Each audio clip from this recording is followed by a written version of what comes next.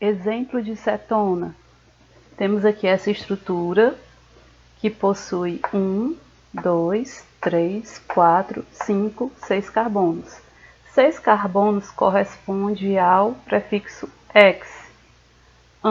Porque só temos ligações simples entre os carbonos.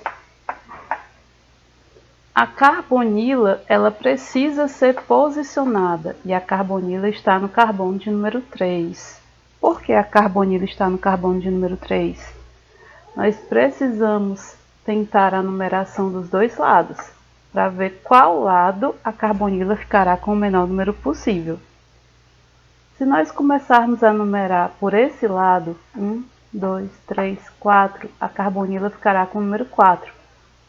Se a gente começar a numerar por esse outro lado aqui, 1, 2, 3, a carbonila ficará com o número 3.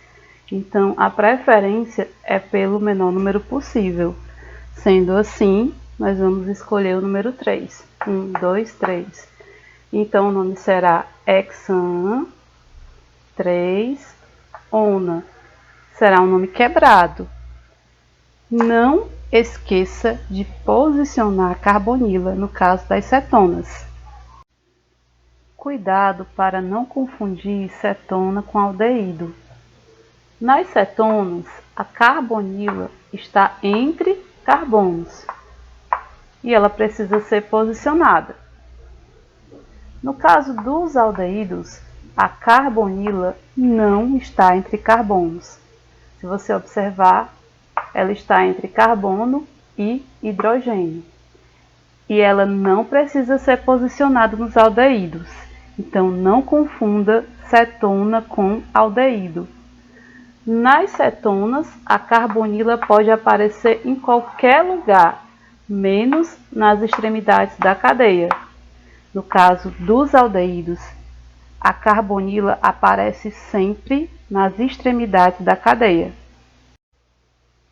Vamos recapitular os grupos funcionais das cetonas e dos aldeídos.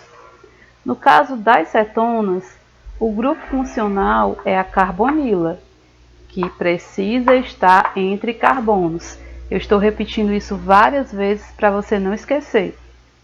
No caso dos aldeídos, o grupo funcional é a aldoxila. É esse grupo funcional que caracteriza a presença do aldeído. Importância das cetonas. A cetona mais famosa que conhecemos é a propanona, conhecida vulgarmente como acetona. Então, acetona, na verdade, é um tipo de cetona. Perceba que nessa estrutura, a carbonila não precisou ser posicionada. Por quê? Porque o único lugar que a carbonila poderia estar é aqui mesmo. A carbonila não poderia ir para a extremidade da cadeia, porque se ela fosse para a extremidade da cadeia, ela se tornaria um aldeído. Observe que na prática, a carbonila só precisa ser posicionada quando a estrutura tiver a partir de 5 carbonos. Estruturas com menos de 5 carbonos, no caso 4, 3 carbonos, é desnecessário que a gente posicione a carbonila. Por quê? Porque nessas estruturas pequenas não há uma variação com relação à posição da carbonila, então torna-se desnecessário posicioná-la. Prosseguindo, temos os éteres. Os éteres são representados pelo grupo funcional do oxigênio, que vai aparecer entre carbonos. Como é feita a nomenclatura dos éteres? Nós vamos dividir a cadeia a partir do oxigênio. O grupo menor vai ficar com oxi e em seguida nós colocaremos o nome do grupo maior. Exemplos de éteres. Nessa estrutura, vamos imaginá-la sendo dividida a partir do oxigênio. Sendo assim, Esse pedacinho aqui é o pedaço menor. O pedaço menor tem apenas um carbono. O carbono corresponde ao prefixo met. Juntando com o oxi fica metóxi. O outro pedaço é o pedaço maior e tem apenas 2 carbonos. 2 carbonos corresponde ao prefixo et, mais o ano fica etano. O nome dessa estrutura é metoxietano. Essa outra estrutura segue o mesmo raciocínio. Vamos imaginá-la sendo dividida a partir do oxigênio. O pedaço menor é esse pedaço aqui e tem apenas um carbono. Um carbono corresponde ao prefixo met. Juntando com o oxi fica metóxi. Esse outro pedaço é o pedaço maior. Nós sabemos o nome, é o benzeno. O nome dessa estrutura é metoxibenzeno. Outro exemplo de éter é o etoxietano. Veja que a estrutura foi dividida a partir do oxigênio, só que os 2 pedaços têm o mesmo tamanho. Os 2 pedaços possuem apenas 2 carbonos. Então, esse pedaço aqui, no caso, ganhou o oxi, etoxi, e o outro pedaço é o etano, etoxietano. Nesse exemplo, os 2 pedaços têm o mesmo tamanho. Também podemos considerar a nomenclatura dos éteres da seguinte maneira: como se esse pedaço aqui fosse uma ramificação e o nome dessa ramificação seria metóxi.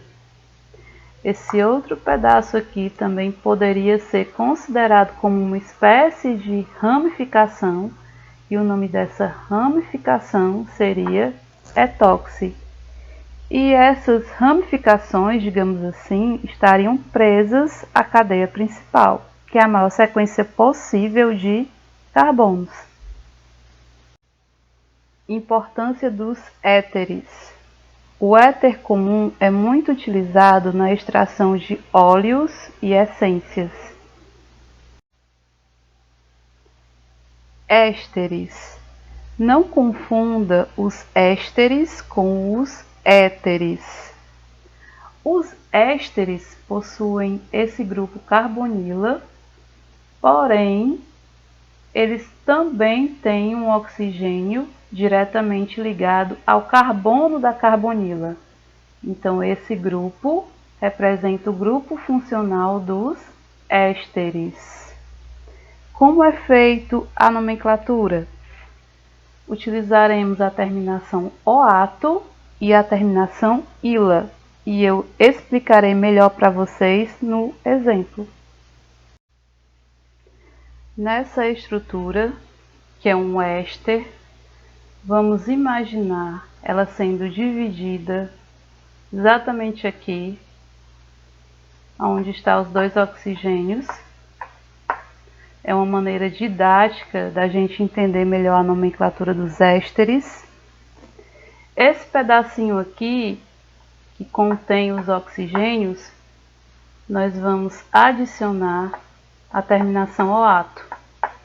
Como são 2 carbonos, et mais o an, da ligação simples entre eles, etanoato de, esse pedacinho aqui é o isobutil, mais o ila, etanoato de isobutila, é o nome desse éster.